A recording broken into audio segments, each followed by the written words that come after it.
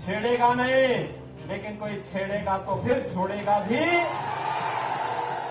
और मैं तो कहूंगा, जो पाकिस्तान का राग अलापते हैं वे कृपया पाकिस्तान चले जाए, भारत पे बोझा मत बने।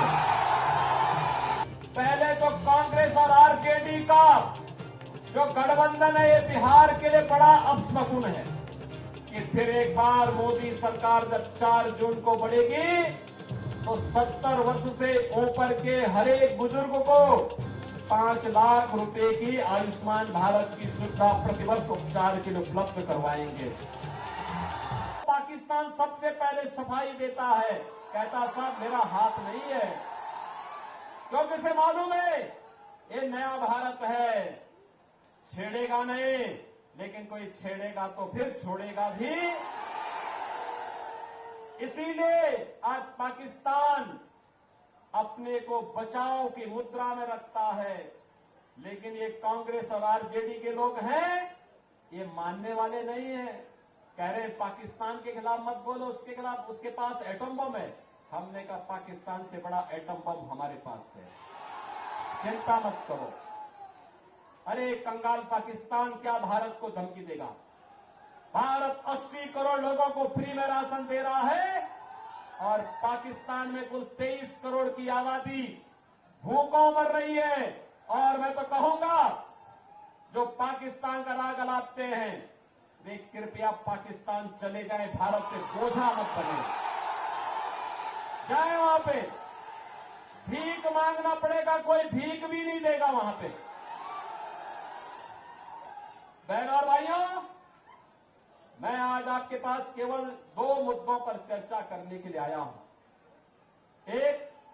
एक और मोदी जी के नेतृत्व में आत्मनिर्भर और विकसित भारत की बात हो रही है, और दूसरी तरफ कांग्रेस और आरजेडी की जो सरकार, जो लोग गठबंधन के लोग, इनका जो गठबंधन है, इंडी गठबंधन, इनके लोग सरकार बनाने के लिए भी जनता के बीच में अपने मैनिफेस्टो को लेकर के आए हैं। अगर आप उनके मैनिफेस्टो को देखेंगे आपको लगेगा कि मैनिफेस्टो मुस्लिम लीग की खालिस्तानी लगती है। लगता ही नहीं कि कांग्रेस जैसे देश के सबसे पुराने राजनीतिक दल का यह मैनिफेस्टो होगा। बहनों और भाइयों, वे क्या कहते हैं? लालू जी ने तो कह ही दिया। क्या कह दिया? उन्होंने कहा बहनों और भाइयों कि ओबीसी का सभी आरक्षण मुसलमानों को दे देंगे। क्या आप इसको स्वीकार करेंगे? क्या इसको स्वीकार करेंगे क्या?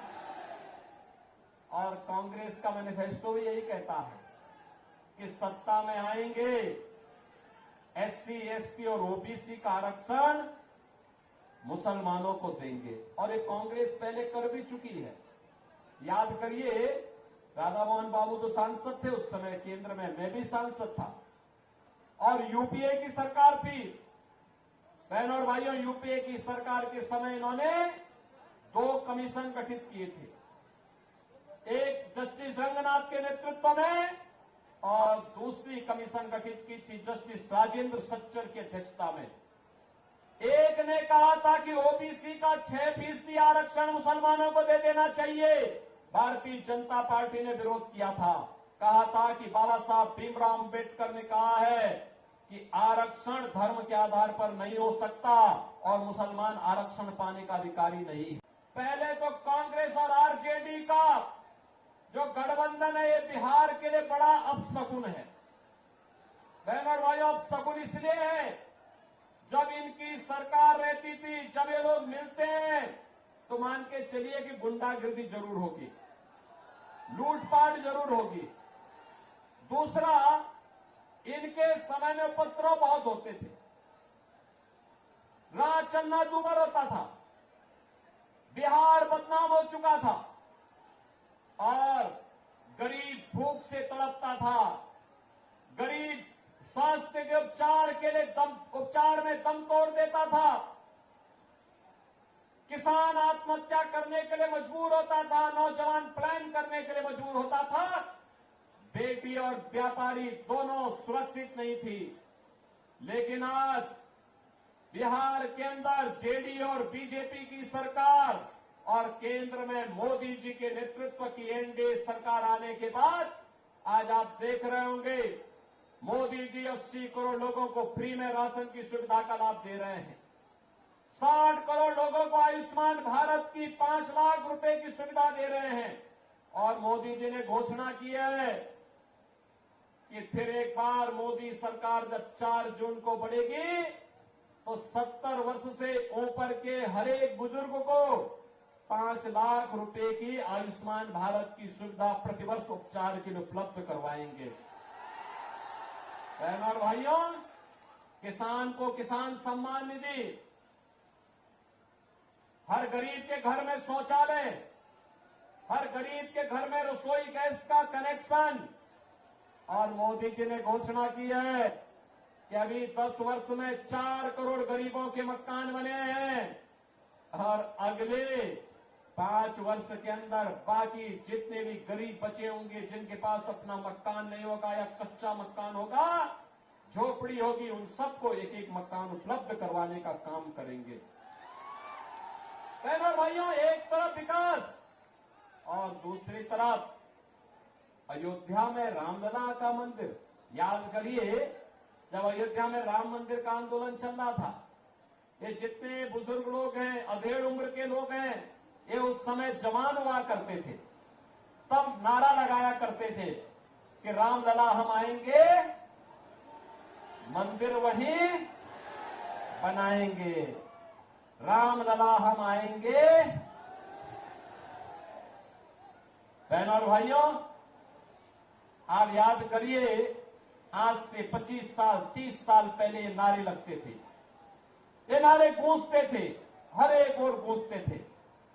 तब कांग्रेस के लोग, आरजेडी के लोग कहते कभी नहीं पूरा कर पाएंगे, हंसते थे हम लोगों पे। आखिर आज अयोध्या में तो राम मंदिर बन गया ना, कोई संदेह है क्या? अयोध्या में राम मंदिर में कोई संदेह है क्या? अब तो बन गया है ना। कितने लोग आप में से अयोध्या गए इधर?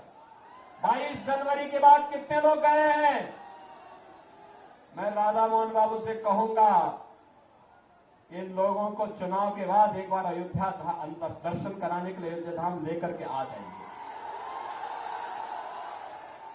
आज आप अयोध्या जाएंगे, आपको नई अयोध्या नजर आएगी, ऐसी अयोध्या नजर आएगी, लगता है साक्षात भगवान राम प्रकट होकर के अपनी कृपा बरसा रहे हों।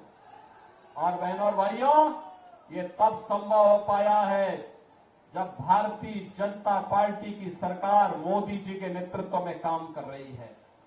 और इसीलिए बहनों और भाइयों, विरासत का भी सम्मान है और विकास के कार्य भी है, गरीब कल्याण भी है। तो साथ साथ अब तो पहले कांग्रेस और आरजेडी की सरकार के समय आतंकी वारदात होती थी, बड़ी बड़ी घटनाएं घटित होती थी, और आतंकवाद के मुद्दे को लेकर के जब हम लोग संसद में इस मुद्दे को उठाते थे तो उस समय लोग क्या बोलते थे? कहते थे आतंकवादी तो सीमा पार के हैं। और आज मोदी जी के नेतृत्व